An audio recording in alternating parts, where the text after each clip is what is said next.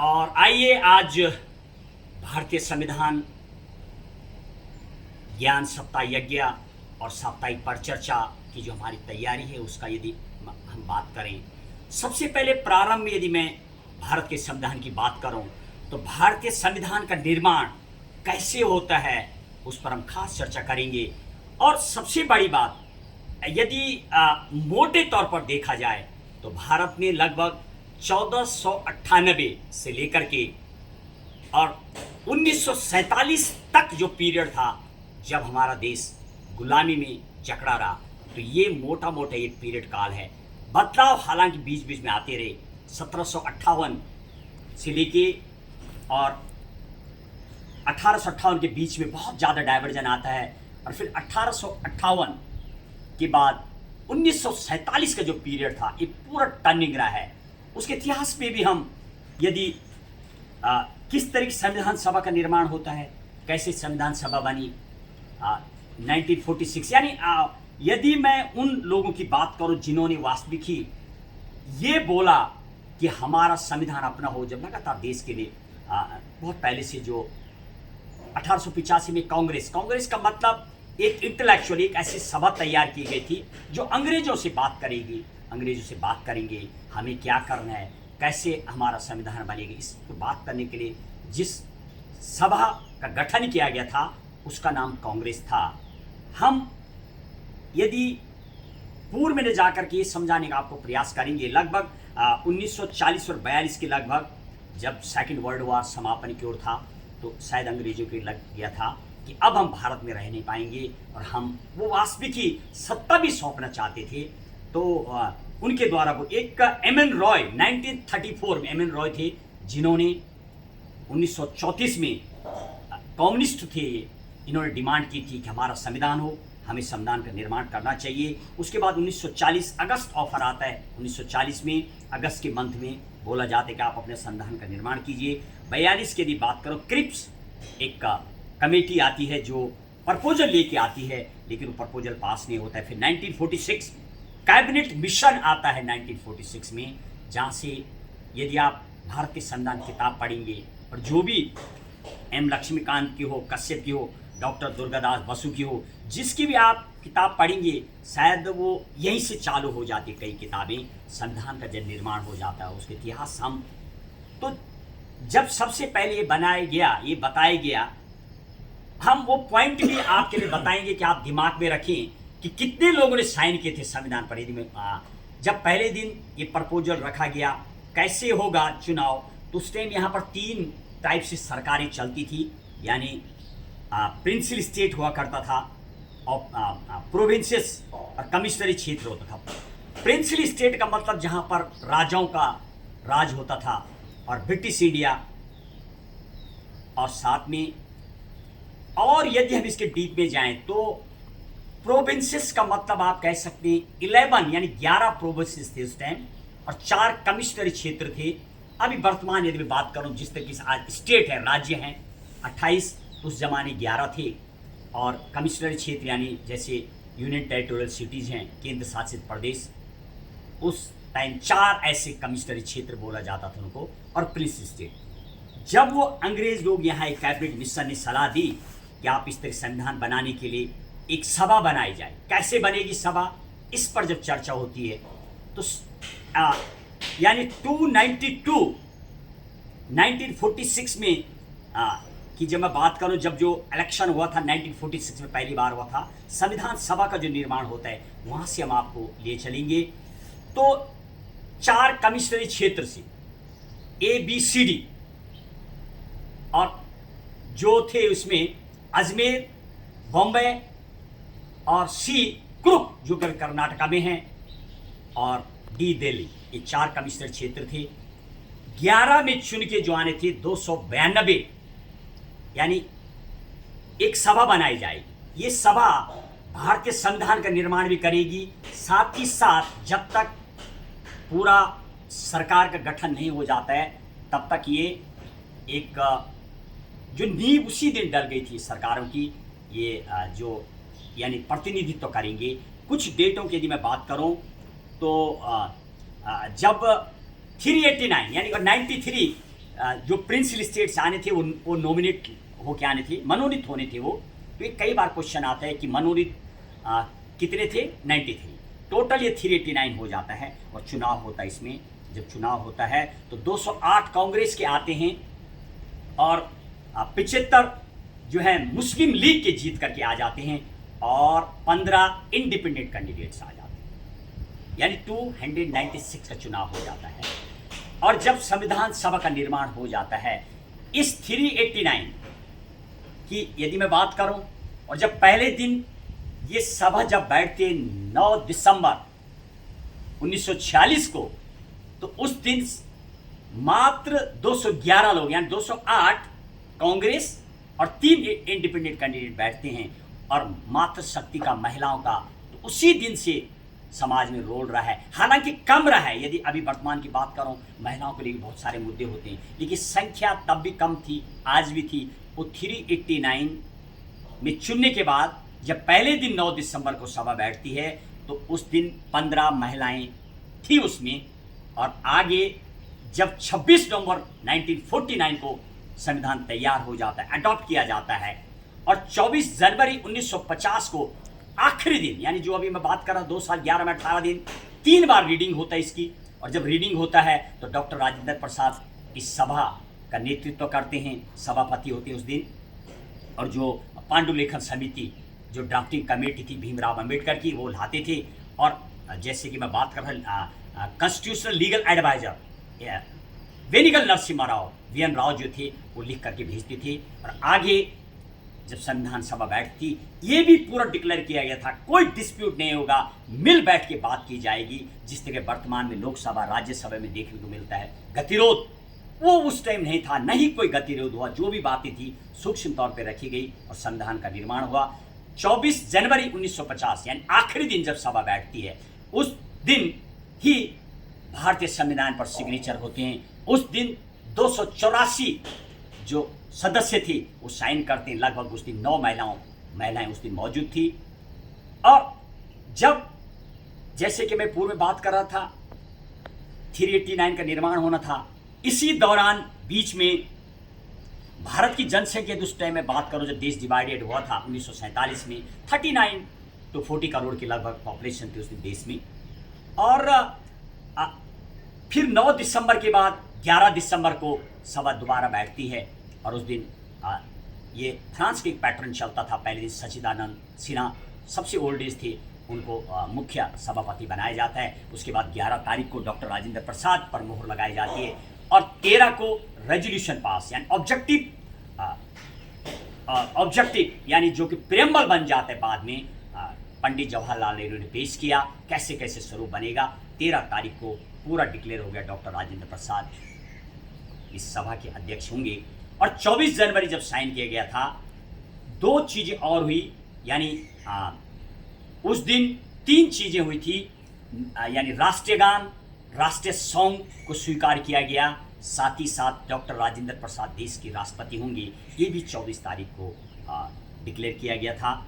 और यदि मैं तिरंगा की बात करूं, 22 जनवरी 1947 को जो अडॉप्ट किया गया था भारतीय तिरंगा को, 3 जून को माउंटबेटन प्लान आता है जो ये डिक्लेयर कर देता है कि अब देश के 2 टुकड़ों में बढ़ जाएगा, एक पाकिस्तान बनेगा, एक भारत बनेगा। और यही कारण आप देखते 14 अगस्त को पाकिस्तान मनाता है, यानी 12 बजे से पहले स्वतंत्रता की घोषणा हो जाती है। और पाकिस्तान इसलिए 14 अगस्त को मनाता है, भारत 15 अगस्त को स्वतंत्रता दिवस मनाता है। और जब देश डिवाइडेड हो गया तो उसके बाद पाकिस्तान, बांग्लादेश सब इसी में शामिल थे। जब मैं अभी बात कर रहा 389, मुस्लिम लीग ने उस दिन ऑब्जेक्शन किया था, वो 9 दिसंबर को कोई नहीं आए, उन्होंने बोला कि हमें अपना देश अलग बनाना है, मुस्लिम लीग को, मुस्लिम को। और यही कारण है कि दोबारा जब ये एग्रीमेंट हो जाता है कि अब 2 देश बनेंगे, तो फिर 299 यानी जो 296 थे, 229 प्रोविंसेस जो स्टेट थे वो आ जाते हिस्से में, और 70 जो प्रिंस स्टेट थी उसमें से आ जाते। तो 299 के द्वारा संविधान का निर्माण किया गया था। बाद में 299 में 284 के संविधान पर सिग्नेचर है और इसी के साथ कुछ और चर्चा इस तरीके से संविधान का निर्माण होता है और आगे विस्तार होकर के क्या उसमें है उन चीज़ों पर करेंगे चर्चा आगे। और एक इसी भजन के साथ आपको आमंत्रित करते हैं मेरे जो मार्गदर्शक हैं, संगीतकार भी हैं, Radha Vallabh Nautiyal, x senior ITBP। अब उसको धुन देंगे। हाँ, ये भजन का जो बोल है, संविधान ज्ञान जागृत गीत। आइए मिलकर के इस तरीके से प्रवचन करें। हमारा जो एक ही मकसद है कि लोगों को अपने अधिकार का ज्ञान हो, चाहे वो फंडामेंटल ड्यूटीज हो, फंडामेंटल राइट्स हो, विधायिका, कार्यपालिका, न्यायपालिका कैसे काम करती है, तमाम चीज़ों पर विस्तृत से विश्लेषण करेंगे। एक एक आर्टिकल को बताएंगे आपको क्या है राइट टू इक्वलिटी, किस तरीके से ये होना है, ये तमाम चीज़ों पर हम आगे चर्चा करेंगे। फर्स्ट रीडिंग, थर्ड रीडिंग जो होती है उनकी डेट वगैरह भी तमाम आपको बताएंगे आगे। और आगे एक भजन के साथ धुन देंगे मामा जी। और यदि मैं इस धुन की बात करूं, इस पर धुन है, आ लौट के आजा मेरे गीत, तुझे मेरे गीत बुलाते हैं। इसकी धुन है। हम संविधान के निमित्त अध्ययन कर रहे हैं मामा जी।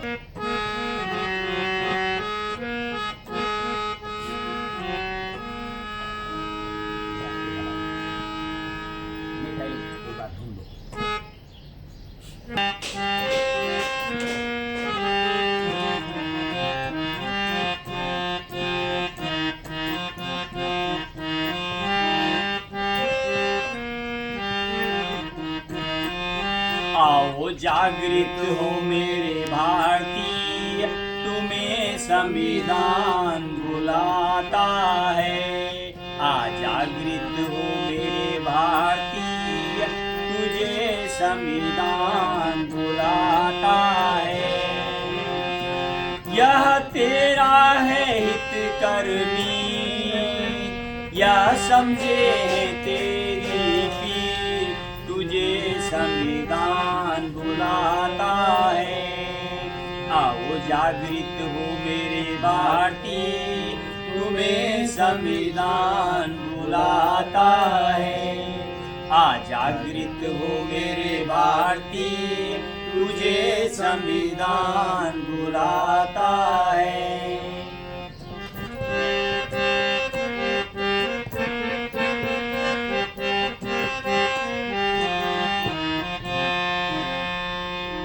संविधान पढ़ ले, मन में गढ़ ले, जान ले रहस्य सारा। कैसे नियम बने, कैसे कानून बना, कैसी कैसी है इसमें धारा।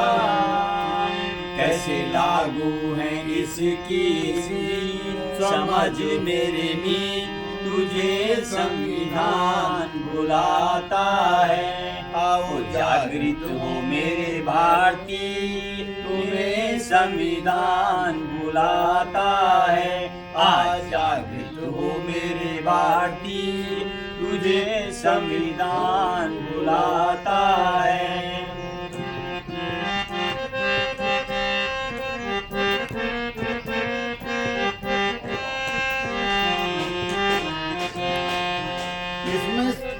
इसमें गहरी रखो आस्था, इससे रखो वास्ता, ज्ञान पूरा हो आपको इसका। यह न्याय का विधान, यह श्रेष्ठ महान समाधान हर नागरिक जन का। अन्याय अन्याय की जीत, तुझे संविधान बुलाता है। आओ जागृत हो मेरे भारतीय, तुम्हें संविधान बुलाता है। आज जागृत हो मेरे भारतीय, तुझे संविधान बुलाता है।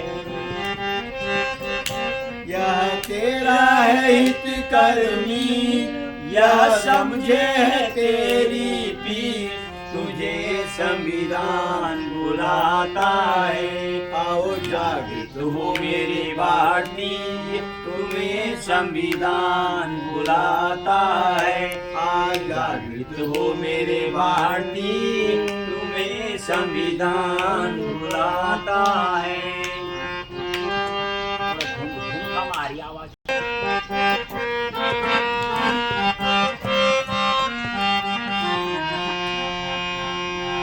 जागृत हो मेरे भारतीय, तुम्हें संविधान बुलाता है।